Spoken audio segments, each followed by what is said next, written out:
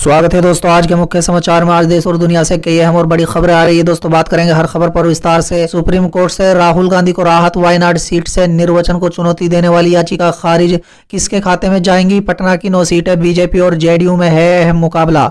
चुनावी नतीजों के लिए इस बार करना होगा ज्यादा इंतजार, मतगणना में हो सकती है देरी। स्टार प्रचारक मामले में कमलनाथ को बड़ी राहत, सुप्रीम कोर्ट ने इलेक्शन कमीशन के आदेश पर लगाई रोक। बिहार में दूसरे चरण की वोटिंग से पहले double engine versus triple engine की जंग शुरू। एमएलए की खरीद पर अगर बीजेपी भरती जीएसटी तो भारत सोने की चिड़िया होता, कुणाल कुमार का ट्वीट। दिग्विजय सिंह ने कहा सही बात। लो जिहाद मामले पर योगी सरकार पर कसा ओवैसी ने तंज बोले, मुख्यमंत्री को कानून की जानकारी नहीं, बिहार में नहीं गलेगी दाल। नीतीश कुमार के क्रिकेटर वाले बयान पर तेजस्वी यादव का पलटवार, दिया करारा जवाब। भूपेंद्र समेत सैकड़ों भाजपा नेता आप में शामिल। नरेंद्र मोदी सरकार ने अपने प्रचार पर रोज खर्च किए करीब 2 करोड़ रुपए, आरटीआई से हुआ खुलासा। सीएम नीतीश ने कहा हम कभी बोलने नहीं गए, मोदी और अमित शाह ने खुद मुख्यमंत्री का चेहरा चुना।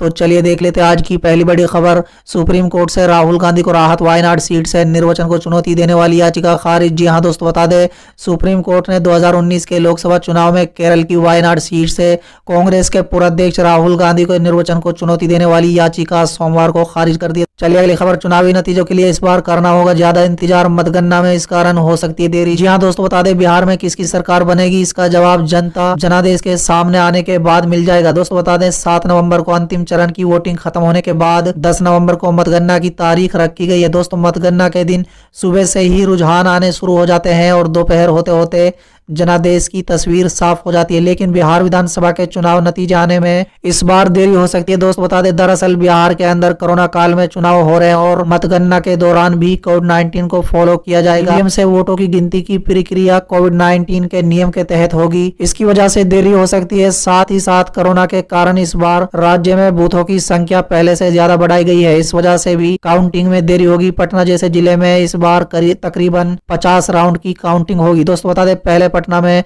28 से 30 राउंड की मतगणना होती थी और नतीजे सामने आते थे, लेकिन इस बार बूथों की बढ़ी हुई संख्या की वजह से देरी हो सकती है। दोस्तों बता दें केवल पटना की बात करें तो जिले के 14 विधानसभा सीटों के लिए मतगणना के दौरान इस बार 2414 बूथ ज्यादा होंगे। इन बूथों को अलग अलग ईवीएम मशीन होंगे, इस लिहाज से काउंटिंग में ज्यादा वक्त लगेगा। चलिए अगली खबर। स्टार प्रचारक मामले में कमलनाथ को बड़ी राहत, सुप्रीम कोर्ट ने इलेक्शन कमीशन के आदेश पर लगाई रोक। जी हां दोस्तों, बता दें मध्य प्रदेश में उपचुनाव से पहले कांग्रेस को बड़ी राहत मिली है। सुप्रीम कोर्ट ने कमलनाथ को राहत देते हुए चुनाव आयोग के स्टार प्रचारक पर रोक वाले मामले पर रोक लगा दी है। दोस्तों बता दें कांग्रेस सांसद विवेक तन्खा ने इसकी जानकारी ट्वीट के माध्यम से दी है, जिसको कांग्रेस महासचिव दिग्विजय सिंह ने ट्वीट करते हुए इसे कांग्रेस की जीत बताया है। दोस्तों गौरतलब है कि बीते दिनों चुनाव आयोग के द्वारा पूर्व मुख्यमंत्री कमलनाथ के स्टार प्रचारक की लिस्ट से बाहर कर दिया गया था। दरअसल कमलनाथ ने डाबरा में चुनाव प्रचार के दौरान कैबिनेट मंत्री इमरती देवी को आइटम कह दिया था, जिसके बाद चुनाव आयोग ने कमलनाथ पर कार्रवाई करते हुए उनसे स्टार प्रचारक का दर्जा छीन लिया था। चलिए अगली खबर। बिहार में दूसरे चरण की वोटिंग से पहले double engine versus triple engine की जंग शुरू। जी हां दोस्तों, बता दें बिहार में आज दूसरे चरण के तहत वोटिंग होनी है। चुनाव प्रचार का शोर थम चुका है, लेकिन बयानबाजी शोर जोरों पर है। राष्ट्रीय जनता दल प्रमुख लालू प्रसाद यादव जेल में, लेकिन वो बिहार में होने वाले चुनाव पर यहां से भी बीजेपी और नीतीश पर हमला करने का कोई मौका नहीं छोड़ रहे हैं। दोस्तों अब बिहार में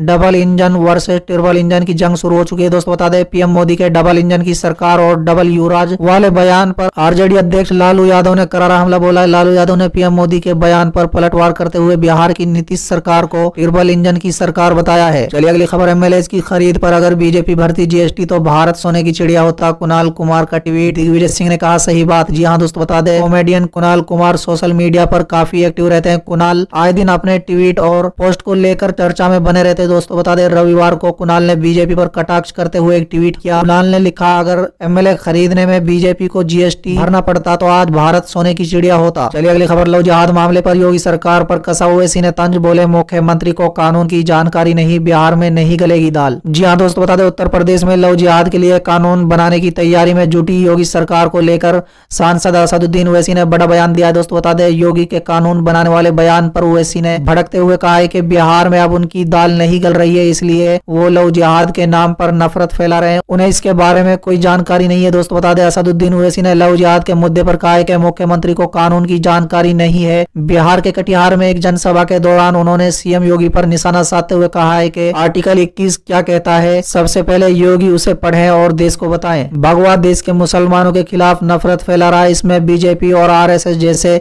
संगठन शामिल हैं। दोस्तों बता दें, उन्होंने जनसभा के दौरान कहा है कि बीजेपी और आरएसएस का मंसूबा मुसलमानों के खिलाफ हमेशा से रहा है, हमेशा से वो नफरत भड़काने वाले भाषण देते हैं। चलिए अगली खबर, नीतीश कुमार के क्रिकेटर वाले बयान पर तेजस्वी यादव का पलटवार, दिया करारा जवाब। जी हाँ दोस्तों बता दें, बिहार विधानसभा में नेता प्रतिपक्ष तेजस्वी यादव ने एक बार फिर से नीतीश कुमार पर निशाना साधा है। सोमवार को चुनाव प्रचार के लिए निकलने से पहले उन्होंने न्यूज 18 से एक्सक्लूसिव बातचीत की। बातचीत के दौरान तेजस्वी ने मुख्यमंत्री नीतीश कुमार पर खुलकर पलटवार किया।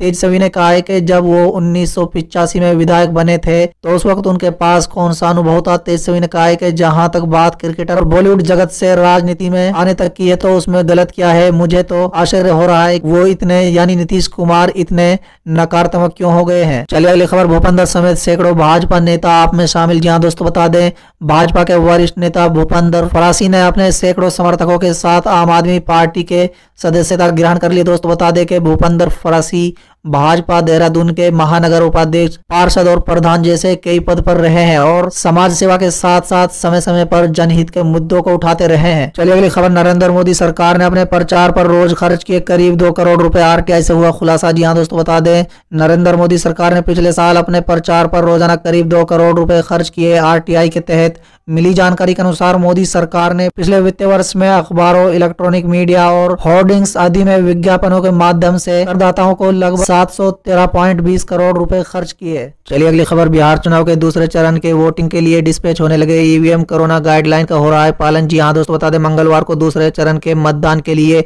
ईवीएम डिस्पैच करने का सिलसिला शुरू हो गया है। पोलिंग पार्टियों के ईवीएम के साथ पोलिंग सेंटरों के लिए रवाना किया जा रहा है। दोस्तों बता दें, पोलिंग पार्टियों को अंतिम गाइडलाइन जारी करने के बाद ईवीएम हैंड ओवर कर दिया गया है दोस्तों, और अब वो अपने अपने बूथों के लिए कूच करने लगे हैं। इसी पूरी प्रक्रिया में कोरोना गाइडलाइन का पालन किया जा रहा है। दोस्तों बता दें, पोलिंग पार्टियों को ईवीएम डिस्पैच करने के लिए प्रखंड स्तर पर पोलिंग डिस्पैच सेंटर बनाए गए हैं। कोरोना काल के देखते हुए ऐसा पहली बार किया गया है। पहली जिला स्तर पर पोलिंग डिस्पैच सेंटर बनाया जाता था, लेकिन अब एक जगह ज्यादा भीड़ इकट्ठा ना हो इसलिए इसे प्रखंड स्तर पर बनाया गया है। चलिए अगली खबर, मध्य प्रदेश उपचुनाव में 28 सीटों पर आज होगा मतदान, 10 को आएंगे नतीजे। 12 मंत्री चुनावी मैदान में, कांग्रेस, भाजपा और बसपा में टक्कर। जी हाँ दोस्तों बता दें, मध्य प्रदेश विधानसभा के 28 विधानसभा क्षेत्र के लिए हो रहे उपचुनाव के लिए आज 3 नवंबर को मतदान होगा।